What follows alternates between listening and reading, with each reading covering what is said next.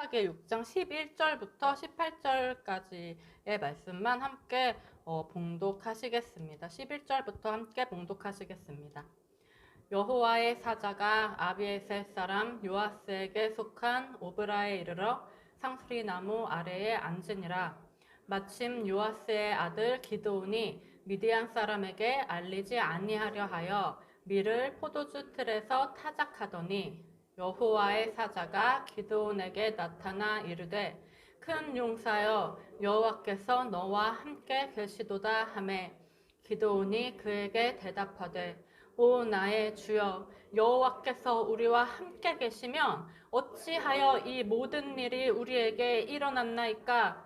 또 우리 조상들이 일찍이 우리에게 이르기를 여호와께서 우리를 애굽에서 올라오게 하신 것이 아니냐 한 그 모든 이적이 어디 있나이까. 이제 여호와께서 우리를 버리사 미디안의 손에 우리를 넘겨주셨나이다 하니 여호와께서 그를 향하여 이르시되 너는 가서 이 너의 힘으로 이스라엘을 미디안의 손에서 구원하라. 내가 너를 보낸 것이 아니냐 하시니라. 그러나 기드온이 그에게 대답하되 오 주여 내가 무엇으로 이스라엘을 구원하리까. 보소서 나의 집은 므낫세 중에 극히 약하고 나는 내 아버지 집에서 가장 작은 자니이다 하니 여호와께서 그에게 이르시되 내가 반드시 너와 함께 하리니 내가 미디안 사람 치기를 한 사람을 치듯 하리라 하시니라. 기드온이 그에게 대답하되 만일 내가 주께 은혜를 얻었사오면 나와 말씀하신 이가 주 되시는 표징을 내게 보이소서. 내가 예물을 가지고 다시 주께로 와서 그것을 주 앞에 드리기까지 이곳을 떠나지 마시기를 원하나이다 하니 그가 이르되 내가 너 돌아올 때까지 머무르리라 하니라. 아멘. 예, 이제 사사기 6장에서 기드온의 이야기가 시작이 되는데 이 이야기도 똑같이 이렇게 시작을 하죠. 6장 1절을 보시면은 이스라엘 자손이 또 여호와의 목전에 악을 행하였으므로 하고 똑같은 말로 시작을 합니다. 그래서 이번에는 이제 누가 쳐들어오냐 하니까 미디안이 쳐들어옵니다. 근데 미디안이 얼마나 심하게 이스라엘을 괴롭혔는지 어느 정도냐 하면은 3절에서 6절을 보시면은 이스라엘 가운데 먹을 걸 하나도 남겨두지를 않았대요. 가축부터 농산물까지 하나도 남기지 않았다. 그래서 이스라엘을 완전히 멸망시켜 버리려고 하듯이 그렇게 하니까 이스라엘이 너무너무 궁핍하고 가난이 너무너무 심했대요. 그래서 정말로 얼마나 사는 게 괴로웠냐면은 이제 6절 마지막에 이에 이스라엘 자손이 여호와께 부르짖었더라 하고 이제 여호와께 부르짖었다는 말이 나오고 나서 바로 또 7절에 이스라엘 자손이 미디안으로 말미암아 여호와께 부르짖었으므로 여호와께 부르짖었다는 말이 이 기드온의 이야기에서는 두 번이나 연속해서 나와요. 지금까지는 한 번이었잖아요. 근데 여기는 두 번이나 나오죠. 근데 너무 괴로워가지고 여호와 하나님을 찾고 또 찾았다는 거죠. 정말 목마른 사슴이 목이 말라서 갈증 때문에 막 타 죽을 것 같은 사슴이 막 시냇물을 막 찾아 헤매고 또 찾아 헤매고 이렇게 했듯이 지금 이스라엘 백성들도 이렇게 여호와 하나님을 찾아 헤매 진리를 찾아 헤매고 또 찾아 헤맸다고 이야기를 합니다. 그럼 지금 이제 이거 여호와께 부르짖었다, 진리를 찾았다, 이제 이 표현도 반복해서 나오는 표현이니까 요 뒤에는 이제 항상 나왔던 표현이 뭐냐면은 이제 뭐가 나와야 될 차례냐면은 이제 사사가 등장했다 하는 내용이 나올 차례죠. 그런데 오늘 본문 6장 8절을 보시면 지금 사사가 등장을 하지 않고요. 누가 등장을 하느냐 하니까 선지자가 등장을 합니다. 선지자가 이제 막 그 하나님을 대변해서 진리를 대변해서 이스라엘 백성들한테 외치는 말이 뭐냐면은 어떤 말이냐면 결국 정리를 하면은 너네 내가 이미 구원을 해줬잖아. 내가 이미 건져줬잖아. 지금까지 여러 번 너희의 적을 물리쳐줬고 여러 번 너희한테 땅을 줬고 너희가 어떻게 살아야 하는지를 내가 다 가르쳐줬다. 진리의 가르침을 다 줬다. 그런데 너희 어떻게 했느냐. 너희 내 소리를 듣지 않았잖아 하고 선지자가 그 진리의 그 말씀을 대변하고 있어요. 그러니까 이미 진리가 반복해서 이스라엘 백성들을 적으로부터 구원을 해줬죠. 그러니까 진리의 방식인 그런 새로운 생각의 방식, 그런 새로운 삶의 방식, 그렇게 알려주고 변화시켜주고 그 방식대로 또 생활도 변화되는 그런 일들을 진리가 해줬어요. 그래서 종으로 살았던 삶에서 자유인으로서 사는 삶, 패배했던 삶에서 승리하며 사는 삶을 이미 주고 그렇게 변화를 다 시켜줬는데, 그런데 지금 이 사사기에서 기드온 이야기까지 내려오면서 우리에게 알려주는 것은 이스라엘 사람들이 그 변화된 삶 속에서 계속 머무르면서 이 승리와 자유를 누리면서 살았느냐 하면 그게 아니라 계속 반복해서 다시 원래대로 돌아왔다는 것을 보여줍니다. 그러니까 틈만 나면 다시 진리를 떠나서 순리를 떠나서 다시 역행을 했다는 거예요. 다시 반대로 뒤로 거꾸로 영리를 행하는 삶. 그러니까 인생의 톱니바퀴가 진리대로 요렇게 잘 굴러가야 되는데 그렇지 못하고 인생의 톱니바퀴를 자꾸만 거꾸로 돌리는 거예요. 그러면 이제 전에도 이제 말씀드렸듯이 톱니바퀴 하나가 반대로 돌면 막 삐걱거리다가 다 무너져 내리는 것처럼 그렇게 사람의 인생도 흔들리다가 무너져 내리는 거죠. 그러니까 다시 사는 게 괴롭고 다시 고통스러우니까 또 하나님, 또 진리를 찾고. 그런데 이렇게 해서 구원을 얻는다고 해도 이 구원이 과연 소용이 있을까요? 구원을 얻어서 삶의 변화가 일어나고 승리하는 그런 변화된 생활을 살아가게 되었다고 해도 이 변화에 과연 의미가 있을까요? 어차피 시간이 지나면 다시 원래대로 돌아가는데 이게 과연 의미 있는 구원이고 의미 있는 변화인가? 아니면 정말 아무짝에도 소용없어 보이는 무의미한 구원이고 무의미한 변화인가? 다시 고통 속으로 결국은 돌아가니까 너무나 무의미한 구원으로 보이고 너무나 무의미한 변화로 보입니다. 그러니까 지금 이대로는 이게 무슨 소용이지? 이게 무슨 의미가 있지? 이대로는 안 되는 거예요. 왜 다시 자꾸만 돌아갈까? 왜 이대로는 안 될까? 그러면 왜 우리가 진리를 찾기 시작을 했는가를 봤을 때 지금 이스라엘 사람들이 지금 이 기드온 사사까지 오면서 보여주는 모습은 뭐냐면은 고통스럽기 때문에 진리를 찾죠. 고통스럽다고 해서 지금 이 상황이 고통스러우니까 이 고통을 지금의 이 상황의 고통을 모면하려고 진리를 찾는 이런 방식으로는 더 이상 안 되는 거예요. 순간의 고통으로부터 벗어나려고 이 상황만 모면하려고 하는 이런 좀 얌체 같은 이런 방식으로는 안 되는 거죠.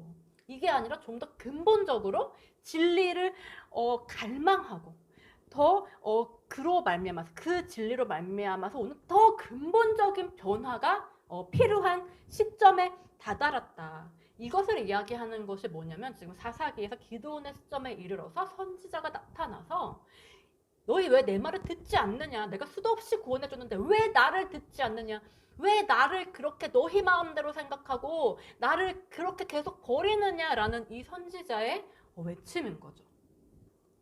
한 번, 두 번, 세 번은 우리가 고통 속에서 그 상황을 모면하려고 진리를 찾는 방법으로 구원을 일시적인 구원을 얻을 수가 있지만은 그걸로는 근본적인 해결이 되지 않는다는 것입니다.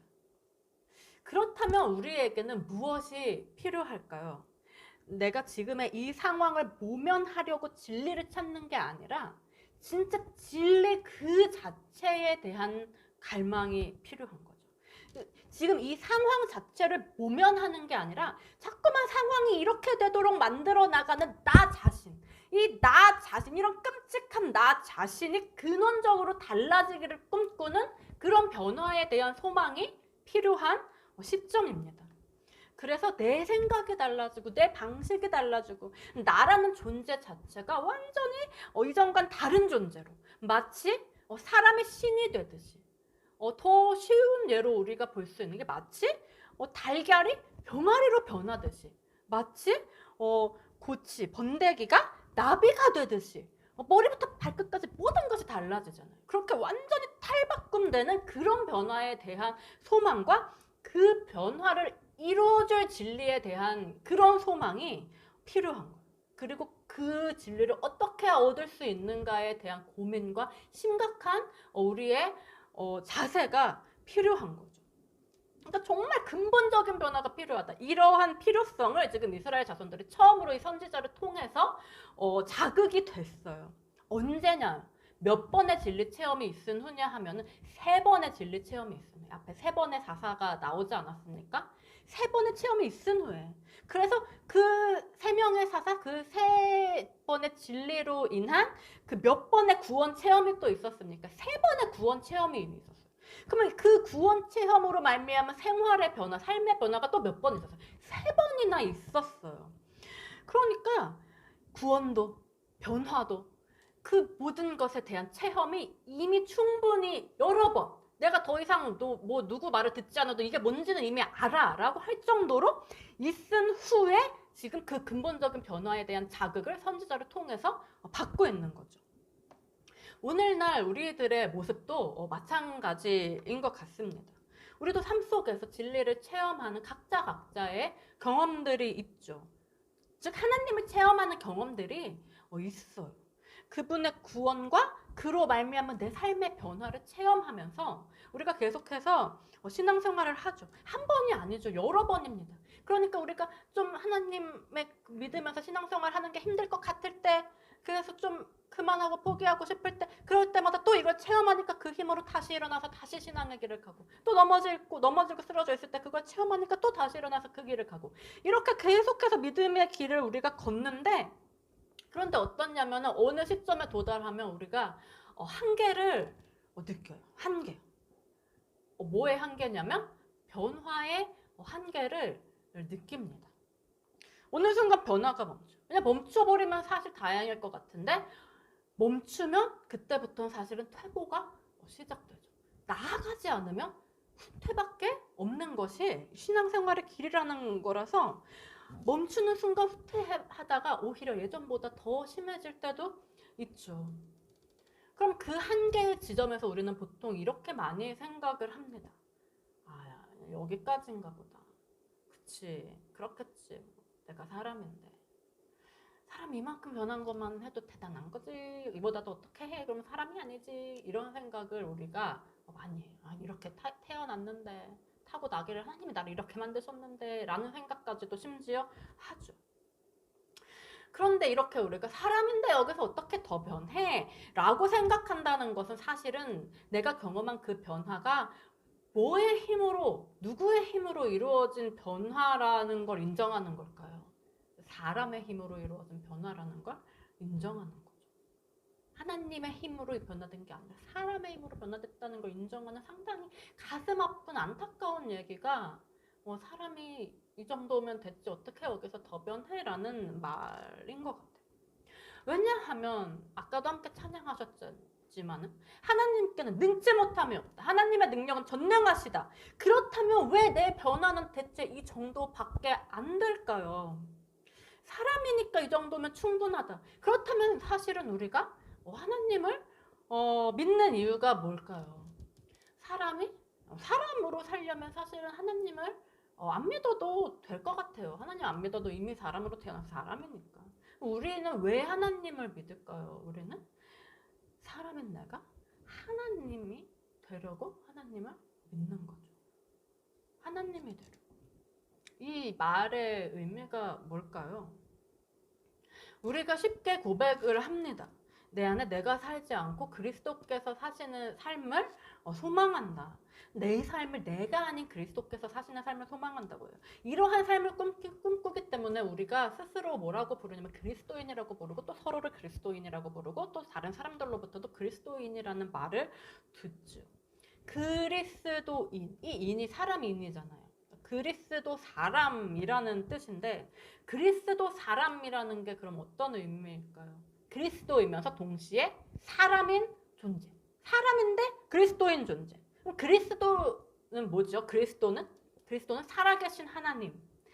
하나님을 우리가 그리스도라고 부릅니다. 그래서 그리스도가 뭐가 됐냐면 우리 가운데서는 하나님의 이름을 뜻하는 고유명사처럼 쓰이게 됐죠. 사실은 뭐 그리스도의 여러 가지 의미가 메시아, 뭐 구원자, 뭐 왕, 제사장, 뭐 삼중직에 대한 이야기도 하지만은 결국은 그 핵심은 뭐냐면은 예수 그리스도 사람이면서 하나님이신 분이라는 게 결국은 그 핵심이에요. 그러니까 우리가 사람이 어떻게 그렇게 될 수 있어요? 사람이 어떻게 하나님처럼 될 수 있어요? 하니까 우리가 그렇게 의심을 하니까 그걸 직접 보여주신 분이 누구냐면 바로 예수 그리스도신 거죠. 사람은 예수인 동시에 하나님이신 그리스도이신 분, 예수 그리스도. 그래서 우리가 이 사람으로서의 이름 예수와 하나님으로서의 이름 그리스도를 합쳐서 예수 그리스도라고 그분을 불러요. 그렇다면 내 안에 그리스도께서 사시기를 바라는 우리 자신도 사실은 다 뭐가 돼야 할까요? 예를 들어서 저는 제 이름이 임지현이니까 제가 정말로 그리스도인이 되기를 원한다면 그것은 제가 뭐가 되기를 원한다는 뜻이냐면 제가 지현 그리스도가 되기를 원한다는 뜻이에요. 제 이름인 지현, 사람으로서의 이름과 하나님으로서의 의미를 갖고 상징을 갖는 이름인 그리스도가 합쳐지면 지현 그리스도가 되는 거죠. 그럼 진짜 내가 그리스도 지현이니까 그리스도 사람이 진짜 그리스도인이 되는 거예요. 그러니까 우리의 소망은 오직 뭐여야 하냐면은 내가 그리스도가 되는 것, 내가 하나님이 되는 것. 그럼 우리가 하나님을 믿는 이유는 내가 하나님이 되기 위해서. 근데 이렇게 이제 말씀을 드리면 우리가 절대 잊지 말아야 할 게 뭐냐면 내가 하나님이 된다고 해도 내가 하나님 자체가 되는 것은 아니라는 거죠. 그러니까 바울이 이걸 어떻게 표현을 했냐면 우리가 하나님을 믿고 하나님이 되어가는 길을 간다. 그래서 결국은 하나님이 된다. 이것을 바울이 어떤 식으로 표현했냐면 우리가 그리스도 안으로 돌아간다라고 표현하죠. 내가 그리스도 안으로 돌아가서 그리스도 안에 있으면 그리스도는 하나님이시니까 나 또한 무엇이 되는 것입니까? 하나님의 안에 있으니까 당연히 나도 하나님의 일부가 돼서 나도 하나님이 되는 거죠. 그러니까 나는 하나님의 한 일부인 거죠. 그래서 그걸 또 바울이 뭐라고 표현했냐면 우리가 그리스도의 몸의 한 지체다. 한 지체, 몸의 한 일부분. 머리는 그리스도시고 우리는 그 일부분이라는 거예요. 우리가 하나님의 일부분이고 머리는 그리스도시다. 그러니까 우리가 하나님이 된다고 해서 내가 하나님이다 이럴 수는 없지만은 그렇지만은 하나님의 일부분으로서 우리가 하나님의 안으로 들어가서 하나님이 되는 거죠. 그래서 우리가 하나님을 믿는 이유는 사람인 내가 하나님이 되기 위해서. 그렇다면은 결국은 믿음의 길이라는 것은 뭘까요? 믿음의 길이라는 것은 사람이 하나님이 되는 길. 사람이 하나님이 되어가는 과정. 이것이 바로 믿음의 길이라고도 표현할 수가 있을 겁니다. 그러니까 우리 모두가 이렇게 반드시 하나님 안으로 돌아가서 하나님의 일부가 돼서 마침내 그 몸을 온전히 이루어서 그 온전함이 이루어져야 하는데 이 길, 내가 하나님이 될 때까지 끊임없이 변화해가는 이 길을 가다 보면 반드시 뭐에 부딪히게 되어 있냐 하면은 변화의 한계에 부딪히게 되어 있는 거죠. 그럴 때 거기서 우리에게 필요한 것이 무엇인가? 오늘 본문이 우리에게 말씀해 주는 것은 뭐냐면 거기서 우리한테 필요한 게 지금 현재 나를 힘들게 만드는 이 상황을 모면하려고 진리를 찾는 게 아니라 진짜 진리 그 자체를 찾는 그 소망과 갈망이 우리 안에 있어야 한다는 거예요. 그래서 이런 상황이 변하는 게 아니고 이렇게 자꾸만 상황을 만들어내는 그 끔찍한 내가 변하는 그 근본적인 변화에 대한 소망이 있어야 된다는 거죠. 그래서 이 변화와 이 진리에 대한 필요성을 느끼는 사람과 이 변화와 이 진리에 대한 필요성을 느끼지 못하는 사람은 그때부터 신앙생활의 길이 천지 차이가 되는 거죠. 똑같은 출발선에서 믿음의 길을 시작을 했다고 해도 그 길을 중간까지 비슷하게 왔다고 해도 한계에 부딪혔을 때 이 근본적인 필요성을 느끼는 사람과 이 근본적인 필요성을 느끼지 못하는 사람은 여기서부터 완전히 다른 길을 가게 돼요. 이 사람은 그 소망을 향하여 가게 되고 이 사람은 아무런 소망 없이 점점 후퇴하게 되는 거죠.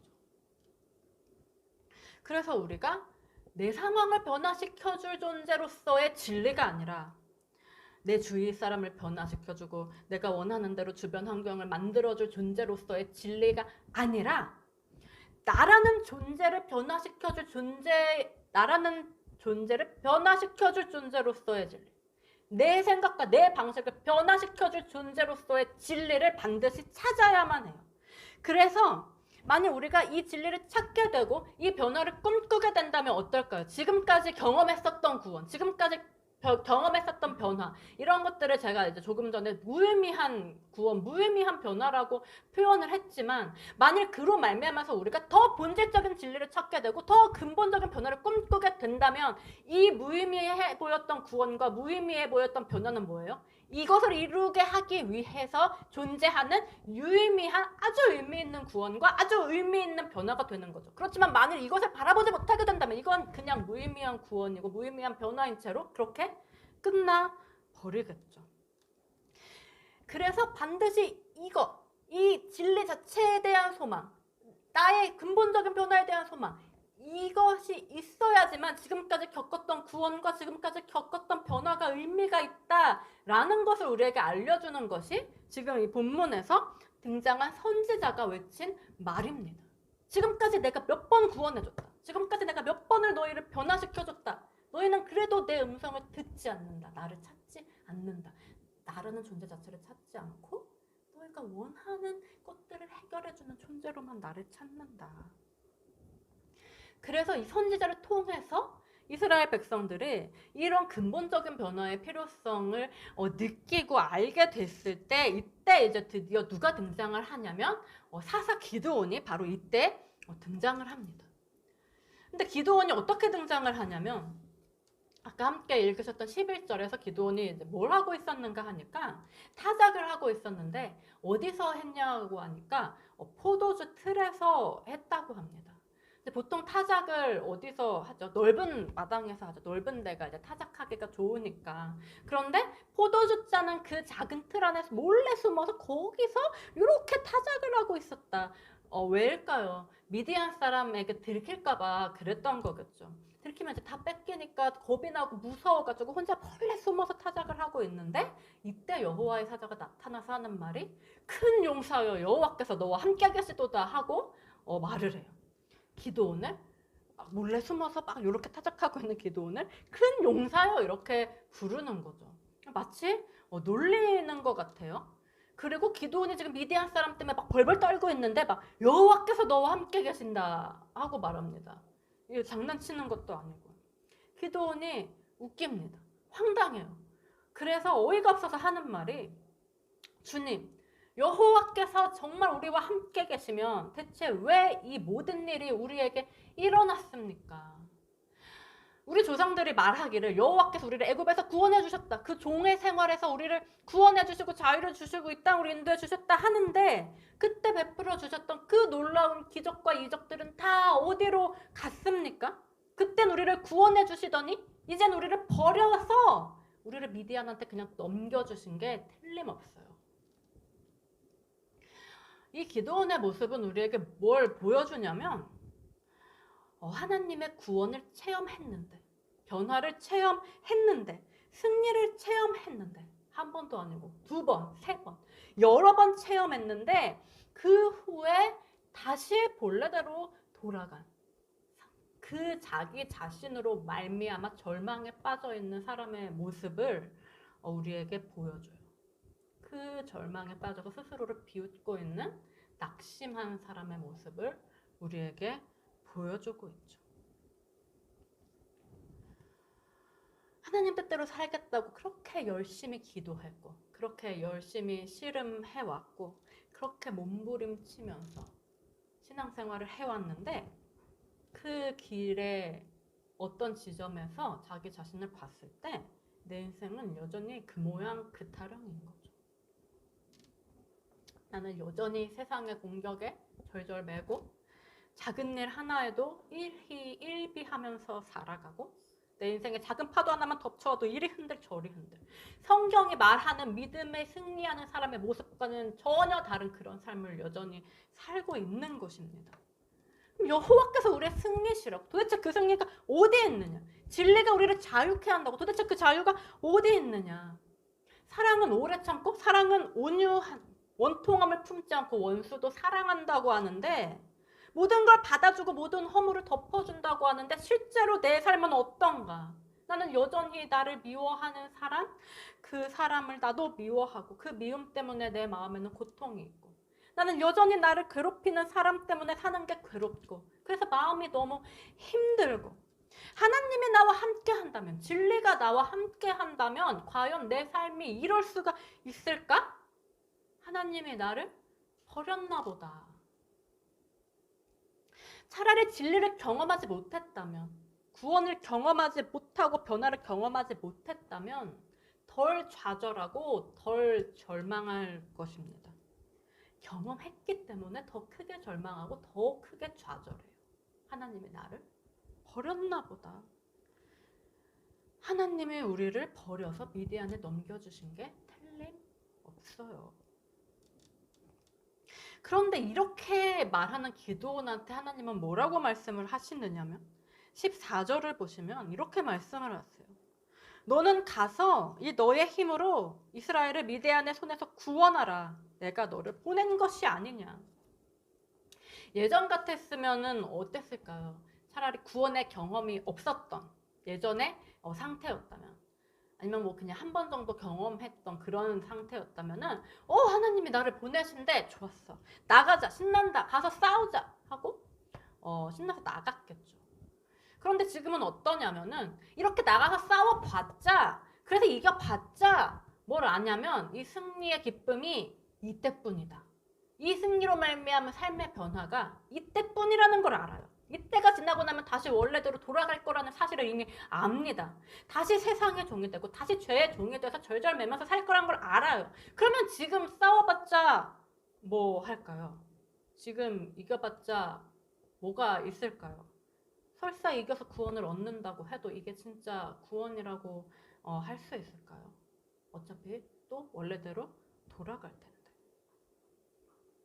좀 쉽게 말씀드리면 이렇게 예를 들 수가 있을 것 같아요. 이제 내가 사는 게 너무 힘든 거죠. 나 자신이요.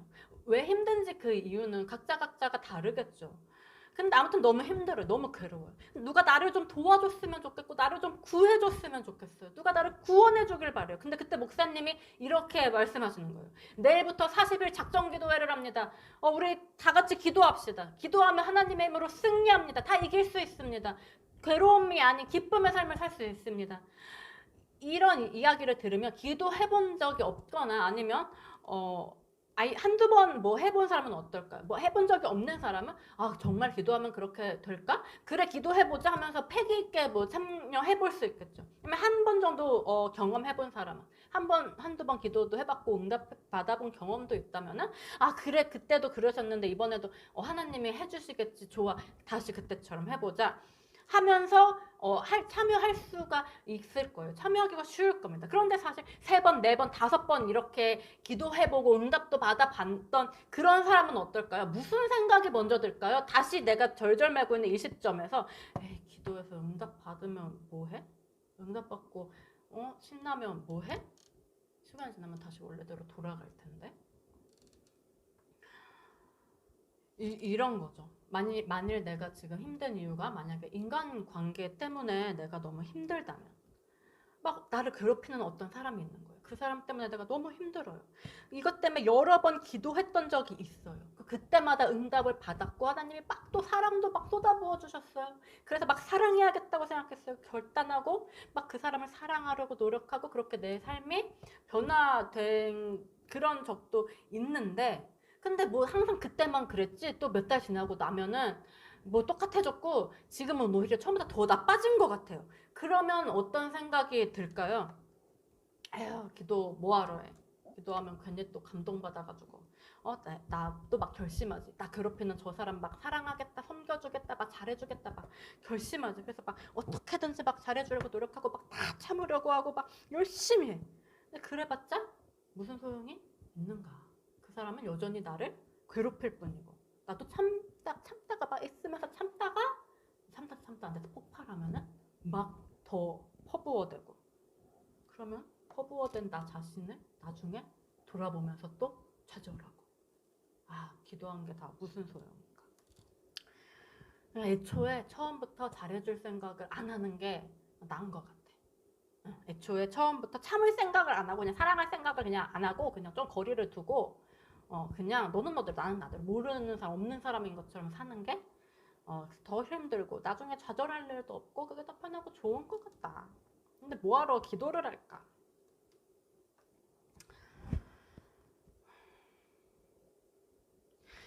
기도해보자. 기도로 싸워서 승리하고 삶 속에서 그 승리를 이뤄보자 라는 그런 의욕이 잘 안 생깁니다. 힘이 안 생기고 재미도 없어요.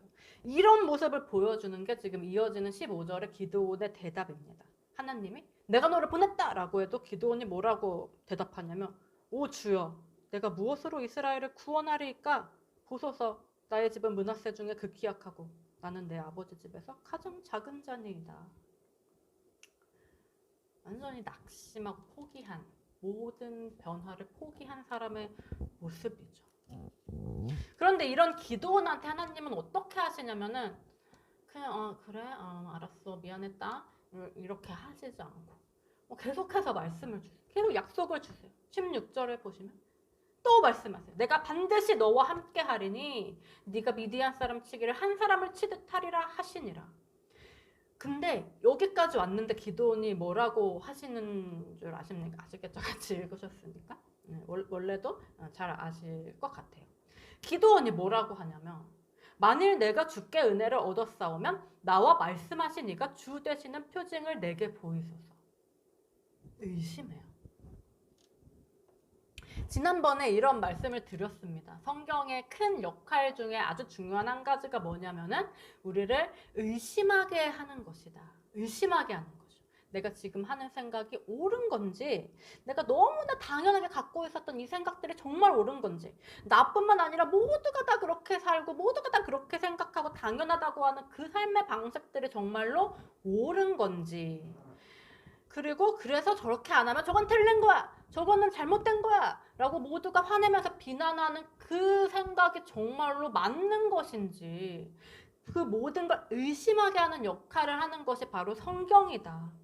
왜요? 일단 의심을 해야지 거기서부터 뭐가 시작되냐면은 변화가 시작되니까요. 내가 가진 생각을 의심해야 변화의 필요성을 느껴서 내 생각이 변화될 수 있는 계기를 갖게 되고, 내가 가진 삶의 기준들을 의심해야 거기서부터 내 기준들이 바뀔 수 있는 변화가 시작될 수 있으니까 의심이 없다면 변화는 결코 시작될 수가 없어요. 그래서 하나님의 사람은, 성경을 보는 사람은 자기가 가진 모든 생각을 의심하고 또 의심하는데, 급기야는 지금 뭐까지 의심하냐면 지금 내가 하나님의 뜻이라고 믿고 있는 이 뜻이 정말 하나님의 뜻이 맞을까? 지금 내가 들은 하나님의 음성이라고 믿고 있는 이 음성이 정말로 하나님의 음성일까? 나와 말씀하신 이가 주 되시는 표징을 내게 보이소서. 지금 내가 들은 이 말씀이 정말로 주님으로부터 온 말씀인지 나한테 표징을 보여주세요. 이것은 아주 중요한 이야기입니다. 왜냐하면 사람이 그냥 내 생각, 지금 내가 든 이 생각 진짜 옳은 생각이야, 바른 생각이야 라고 철석같이 믿기만 해도 어떠냐면 엄청나게 그걸 밀어붙여요. 남들도 다 그렇게 생각하게 만들려고 하죠. 그게 만일 어떤 일이라면 그 일을 굉장한 추진력으로 밀어붙이고 설사 뭐가 잘못됐다 해도 아니라고 맞다고 막 우깁니다. 굉장히 위험한 게 사람이 자기 생각에 대해서 갖는 확신인데, 근데 심지어 그 생각이 신의 뜻이라고 믿고 있다면 어떨까요? 이게 하나님의 뜻, 그냥 내 생각, 내 뜻이 아니고 심지어 하나님의 뜻이라고 믿는다면은 그 사람은 그때부터 정말로 무시무시한 존재가 됩니다. 신의 뜻인데 다른 건 아무것도 신경 쓰지 않습니다. 양심, 도덕, 윤리 다 필요 없어요. 왜냐하면 신의 뜻이니까요. 그래서 어느 정도까지 심각한 문제가 생기냐면 진짜 광신도들은 어떻습니까? 진짜 많이 나가버린 분들은 아무렇지 않게 사람도 죽이죠. 패고 때리고 죽이기도 해요. 심지어 자기 아들, 딸까지도 살해한 내용이 뉴스에 나옵니다. 그런데 그런 짓을 범하고도 가책이 없어요. 왜냐하면 자기는 신의 뜻을 행했다고 그렇게 말을 합니다. 신의 뜻이라는 게 정말 이렇게 너무나 무서워요. 사람을 어떻게 보면 정신병자로까지 만들 수 있는 너무너무 무시무시한 게 신의 뜻이라는 단어입니다. 물론 그게 진짜 신의 뜻이라면, 100% 온전한 신의 뜻이라면 당연히 괜찮겠죠. 당연히 너무나 좋고 아름다울 겁니다. 그런데 문제는 뭐냐면은 사람이라는 존재가 100% 순수하고 100% 완전한 신의 뜻을 알 수가 있을까요? 신의 뜻을 만약에 알 수 있다면 그 사람은 더 이상 사람이 아니라 이미 신이 된 존재겠죠. 예수 그리스도처럼. 그 문제는 뭐냐면 100% 순수한 신의 뜻은 신만이 알 수가 있다는 거예요. 사람은 자기 생각이 자꾸만 섞이기 때문에 하나님이 아무리 순수한 뜻을 주셔도 그 순수한 뜻 자체를 100% 순수하게 해석해서 그 뜻을 이해할 수가 없다는 거. 이것이 가장 큰 문제입니다. 그런데도 우리가 너무 쉽게 뭘 하냐면은 지금 내가 받은 하나님의 뜻이 완전한 하나님의 뜻이야 라고 너무 쉽게 착각하고 지금 내가 들은 하나님의 음성이 진짜 순수한 하나님의 음성이야 라고 쉽게 착각을 하는 거죠. 근데 성경은 우리에게 의심을 하게 만드는 책이니까 그럼 사실은 우리가 이게 하나님의 뜻이구나, 이게 하나님의 음성이구나 라는 생각이 들었을 때에 가장 먼저 해야 하는 건 뭘까요? 그건 바로 의심이죠. 의심. 이게 정말 하나님의 뜻인가? 이게 정말 하나님의 음성인가? 그러니까 지금 본문에서 기드온이 직접 하나님의 음성을 다이렉트로 듣고 있으면서도 뭘 하냐면은 의심을 해요. 나한테 말씀하시는 분이 진짜 우리 주님 여호와 하나님이신가? 를 의심합니다. 진짜 이분이 나한테 지금 말씀하고 있는 이 신이 정말로 다른 신이 아닌 우리 주님 여호와 하나님이 맞는 것인지, 진짜 이 뜻이 그분의 절대적인 진리가 맞는 것인지, 아니면 내 욕심과 내 욕구가 만들어낸, 즉 나 자신이 스스로 만들어낸 거짓신, 우상은 아닌 것인지 의심해요. 기드온의 상황이 지금 얼마나 힘듭니까? 얼마나 막 미디안을 쳐부수고 싶겠어요. 얼마나 미디안을 쳐부수고 자유를 누리고 싶겠어요. 당연히 기드온의 마음속에 이러한 욕망이 있겠죠. 그러니까 기드온이 의심하는 거예요. 이게 진짜로 하나님이 나한테 주시는 말씀인가? 아니면 내가 그냥 미디안을 너무 쳐부수고 싶어서 내가 만들어낸 하나님의 형상은 아닌가? 너희는 아무 것의 형상도 만들지 말지니라. 기드온과 같이 우리도 우리에게 하나님의 뜻이 전해졌을 때, 혹은 하나님의 뜻이라고 생각되는 뜻이 마음속에 들어왔을 때, 혹은 하나님의 음성이라고 생각되는 그 음성이 우리의 안에 울려 퍼졌을 때, 그게 정말 하나님으로부터, 진짜 하나님은 그분으로부터, 진짜 참된 유일한 진리인 그 진리로부터 온 것인지, 아니면 내 안에 있는 내 욕구, 내 욕망, 내 욕심에서부터 태어난 생각은 아닌지 우리는 반드시 의심해 봐야 합니다. 그래서 지금 나의 마음속에 생각이라는 이 수단을 통해서 나한테 말을 걸고 있는 이 존재가 진짜 참 하나님, 참 신인지, 아니면 내가 내 욕심을 위해서 스스로 만들어낸 가짜 신, 즉 귀신은 아닌지 늘 의심하고 확인해 봐야 하는 거죠. 그래서 기드온이 이런 표징을 요구하니까 하나님이 어떻게 해주십니까? 다음 본문을 보시면 바로 표징을 보여주세요. 기드온의 이 의심이 얼마나 합당하고 하나님께서 응답해 주실 만한 것이었는지를 보여주는 거죠. 오늘 기드온의 이야기를 함께 보셨습니다. 이 이야기를 통해서 무엇을 확인했는가 하니까 첫 번째는 우리가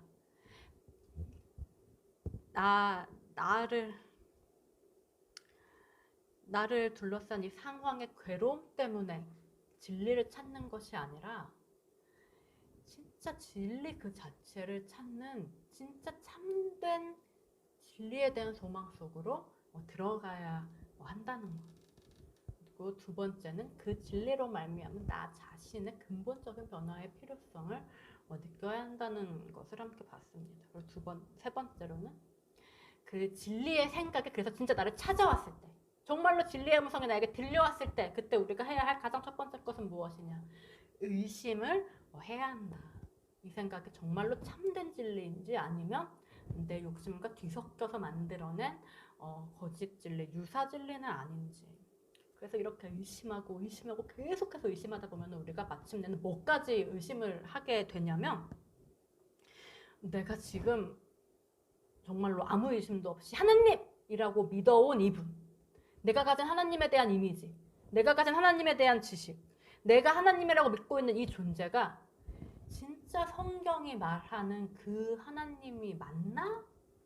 라는 것까지 의심을 하게 돼요. 내가 어려서부터 혹은 뭐 장성해서부터요. 하나님이라고 배워오고, 그래서 하나님이라고 인식하고, 그래서 하나님으로부터 하나님이라고 믿고 있는 내가 가진 이 하나님의 이미지, 이 하나님의 형상이 진짜 성경이 말하는 참 하나님의 이미지이고 참 하나님의 형상인가, 아니면 혹시 내 욕심과 내 생각이 섞여들어서 잘못 만들어지고 잘못 형상이 새겨진 하나님의 우상은 아닌지 우리는 반드시 의심해야 합니다. 그래서 나 자신이 원하는 하나님, 내 욕심을 그려냈을 뿐인 그 하나님이 아니고 정말로 참된 성경이 말씀하는 그 진짜 하나님 그 자체, 그 하나님을 알게 돼요. 그 하나님의 그 참된 진리로 말미암은 온전한 변화와 그 변화로 말미암은 구원의 기쁨을 누리면서 그 안에서 하나님을 영화롭게 하기를 간절히 바랍니다.